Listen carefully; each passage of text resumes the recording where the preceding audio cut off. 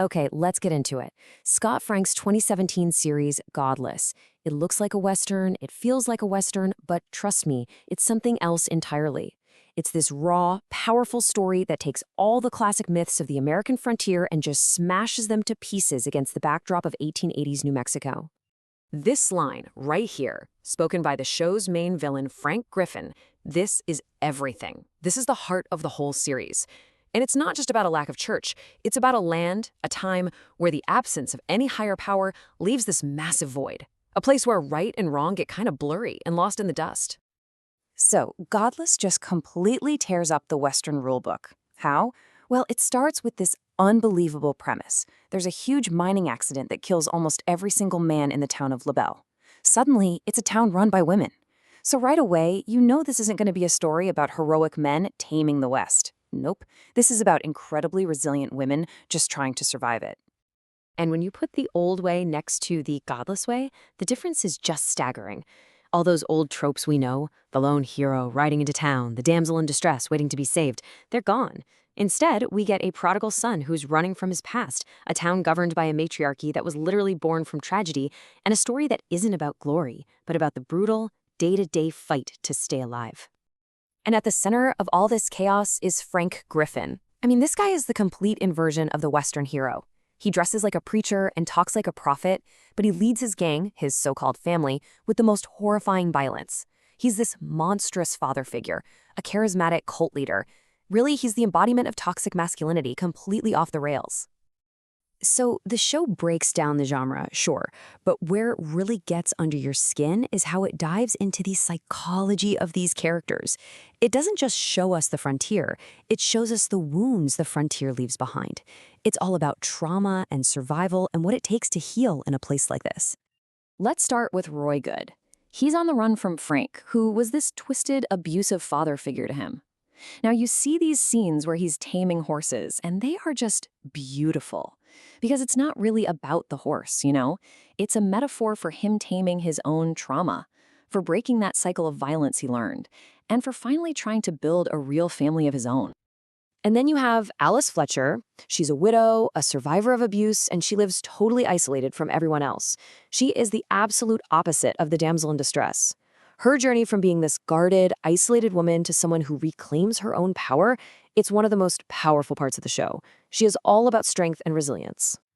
And we have to go back to Frank's mind. What makes him so terrifying isn't just his violence, it's his chilling God complex. See, he had a vision of how he's going to die, so until that exact moment comes, he truly believes he's invincible. He's not just some bad guy, he's a charismatic monster, and the terror he creates is completely psychological. This psychological depth even extends to the town's lawman, Sheriff Bill Manu. He's literally going blind, his eyesight is failing him. And it's this incredibly powerful metaphor for his own authority just fading away. He's becoming powerless in a world that's no longer being defined by men like him. Now, all these deep psychological themes are backed up by how the series looks. The visual language, the cinematography, it's just as important as the story. It paints this bleak, beautiful canvas that really hammers home that feeling of dread and emptiness. You'll notice the picture is super wide, right? That's a 2.39 to 1 aspect ratio, the kind you see in old epic movies. And that's totally intentional. They use it to create these enormous empty landscapes that just swallow the characters. It makes you feel how small and alone they are in this massive, indifferent world. So you can really break down the visuals into 3 key parts. First, those huge landscapes, they basically represent that existential void we were talking about. Second, the colors. It's all dusty browns and muted grays reflecting the moral emptiness. And then, bam, you get these shocking splashes of blood red. And third, they take the classic symbols of the West and give them a whole new meaning. And this chart really lays it out. Think about it. Horses in a classic Western are just tools for men to conquer the land. Here, they're about the fight between a wild spirit and a broken will. Guns, usually a symbol of male power. In Godless, they become the great equalizer, tools that allow women to survive. And religion, symbolized by Frank's preacher coat, gets twisted from something that saves you into something that damns you. And maybe the most unforgettable image in the whole show is Mary Agnes. She's a woman who has sort of shed her femininity to survive, but in the final epic shootout, she fights wearing a white dress. It's this absolutely stunning visual, purity, innocence, but now it's been weaponized for survival. It's incredible. So, after breaking down the myths, the characters, and the visuals, we're left with the big question. What's the point? What is Godless really trying to tell us? What's the ultimate takeaway from this whole bleak, beautiful story? The show puts this question right in your face, over and over.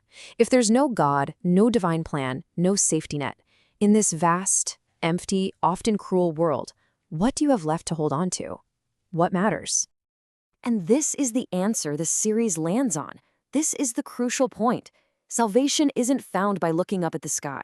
It's found right here, on the ground, with the people around you. It's found in pure human resilience, in the power of the family you choose, in relying on yourself, and in the redemption that can only truly come from connecting with another human being. And that leaves us with one last thought, one that takes this story from 1884 and drops it right into today.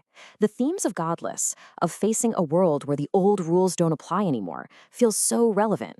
It makes us ask ourselves, in a world that can feel chaotic and uncertain, a world that can sometimes feel pretty godless, where do we find our own salvation?